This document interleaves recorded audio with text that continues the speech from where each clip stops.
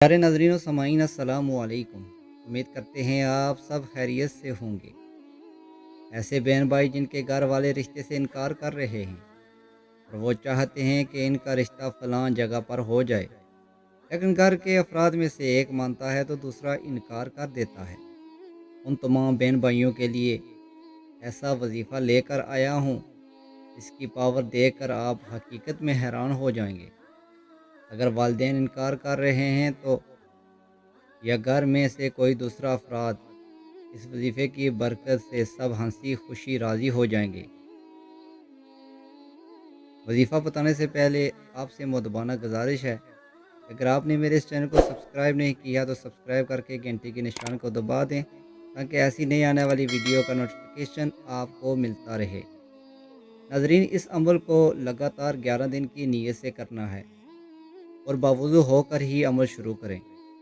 کسی بھی نماز کے بعد یہ عمل کر لیں۔ وظیفہ کرنے کا طریقہ یہ ہے کہ سب سے پہلے آپ نے 3 بار درود پاک پڑھنا ہے، کوئی بھی درود پاک جو آپ کو یاد ہو۔ اس کے بعد 3 مرتبہ سورہ یاسین شریف پڑھنی ہے، کیونکہ کافی بڑی ہونے کی وجہ سے سب کو یاد نہیں ہوتی، اس لیے 3 مرتبہ سورہ یاسین آپ دیکھ کر ہی پڑھ لیں۔ اس کے بعد یہ نام یا اللہ یا فتح ملا کر 303 مرتبہ پڑھیں، اور پھر اس کے بعد 3 مرتبہ درود پاک جو شروع میں آپ نے پڑھا تھا وہی پڑھنا ہے۔ اس کے بعد اللہ تعالیٰ کی بارگاہ میں رو رو کر دعا کریں۔ اگر رونا نہ آئے تو رونے جیسا منہ بنا کر اللہ کی بارگاہ میں التجا کریں۔ اللہ تعالیٰ آپ سے راضی ہوگا اور آپ کی ہر خواہش پوری ہوگی۔